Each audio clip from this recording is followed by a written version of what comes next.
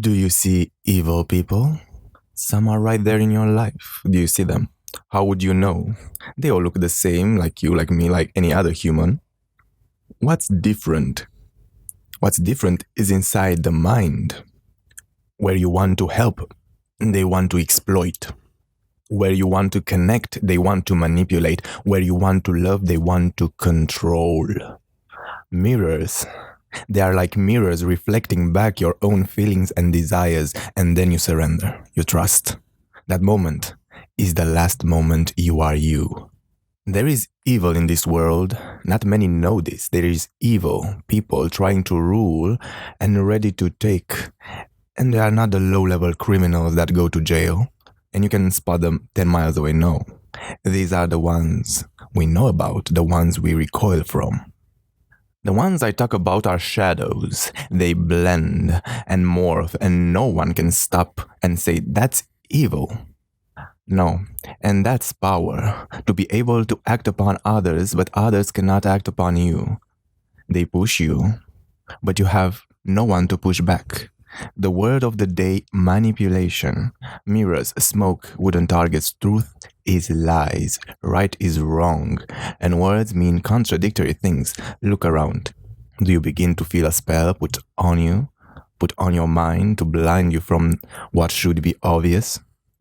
Let's start with words. Do you think that the words you know and use are harmless?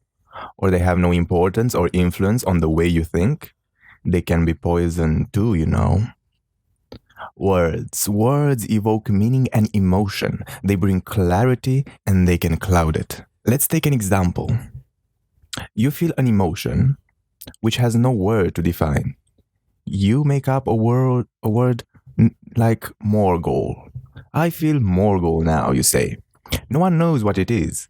You are the only one that can begin to define using known words with known meanings. You have total power over the word.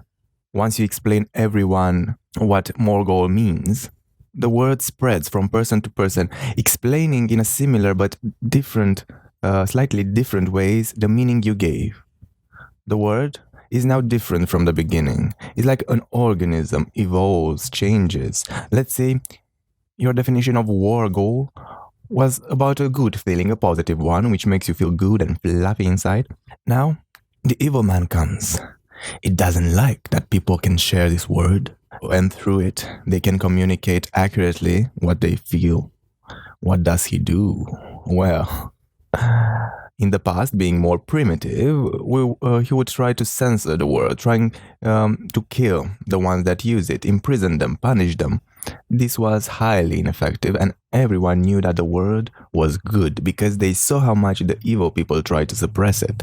Now, in our time, the method is refined. The evil people try to mess up the meaning of the word Wargol. They begin using it with a contradictory meaning all over the places that they can control. If they have news stations, they will use them. TV channels, use them. Websites, use them. And then say, Wargol is a negative emotion, sad and spiky and rainy. If they have enough way to broadcast the new meaning, they can manage to create confusion in your mind because you thought that Wargol is fluffy and shiny. And then you hear that Wargol is spiky and rainy. You are confused and you stop using it because now you don't know what it means anymore. You may accept the new meaning and start using it as such, adding to the increased contradiction. Now, people argue on the same topic, believing the same things, but are unable to understand each other because of the poisoned word. They have managed to destroy the bridge of communication, the words. And now everyone yells and screams, and this is the first part of modern censorship. How do you solve this? Know your words.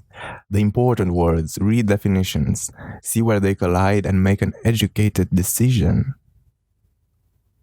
Secondly, what evil people can do next.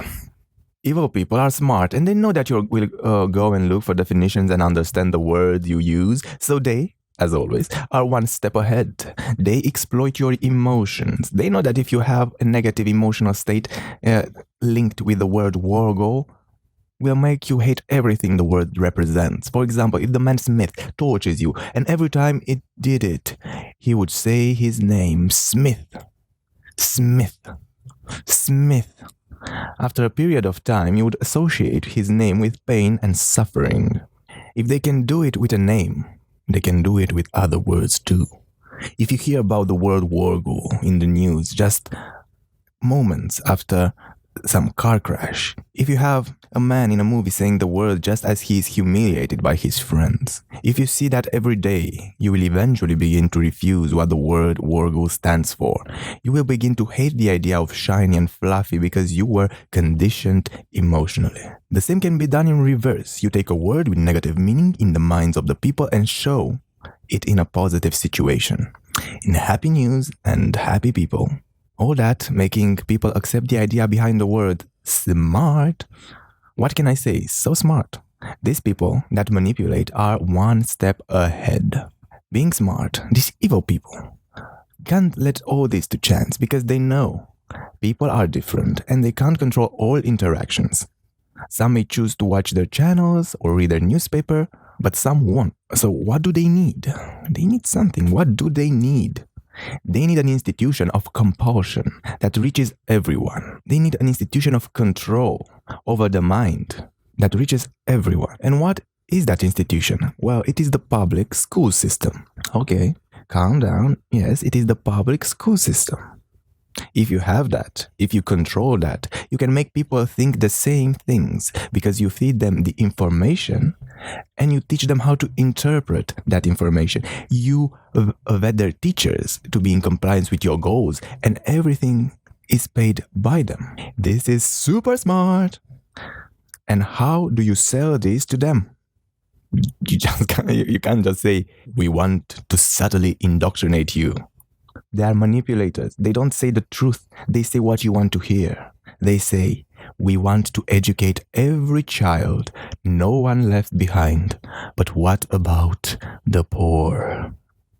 And the wonderful part is that no one in the system thinks that they indoctrinate. They think they educate. But of course, like Wargo, the word education has had its meaning replaced. How about that? I will read you from the Educational Forum, version 68, page 161. Craft. Noted that there are two different Latin words of the English word education.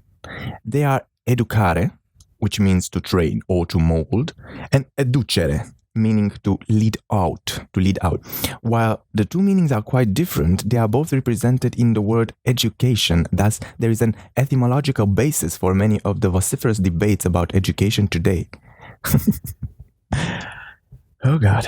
So the word means at the same time to train, mold, just like you train an animal or you mold a piece of clay, make it do as you please, or to lead out, to be the one that gets him or her out of what? Of illusion, of manipulation, to see the truth. This is again, as we saw, the confusion technique.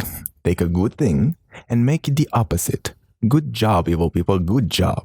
If you think that this is not true, I will tell you a little information nugget. In many countries, if you don't get your child in a public school system or an approved private school, you go to jail. You can't homeschool, or you get your kids taken away from you, or you get a fine. Nasty stuff. You can't homeschool. You can't try anything else. Why do you think that? Why would the government not be thrilled with you educating your child without them spending money on them? Because they don't want to educate in the lead out mode. They want to mold and train them as they please. If you think that they just educate children better, oh, please stop the video now. Don't want to waste more of your time. You better go back to sleep. Okay, with that out of the way, you think this is over? No, it's not. They still have the ones that are smart enough, and the system is not perfect, so they need to make these people stop saying things to the general population. So what do? They make them professors with tenure. They make them dependent on their system, dependent on these evil people. In a sense, they bribe them and they taint them, just like the words we talked about. If he now says something, it will be against his interest, and he will be a hypocrite because he did it for the next number of years. Again, fucking smart. But what about the ones that don't want to be bribed? Well, they can be discredited through a lot of sources and try to make people fear them. Well, nothing is perfect, but you can't have them all. Now the battle is on the internet. This is the new playground. This is the thing that creates the most sleepless nights for evil, manipulative people. If they can't subdue the internet, they lose everything. What I say next is just the beginning for the internet. They are still testing the waters. They tried to regulate through law, but surprisingly, you people protested and they backed off for a while. Don't worry, they will try again with a good enough crisis. What they did, and you didn't get, was they supported huge companies that monopolized the vast majority of the internet, of the traffic on the internet. Now they know everything about what you do on the internet, which is even more important. What you look for, what are the subjects that trend, how people react to crisis and the decisions they make.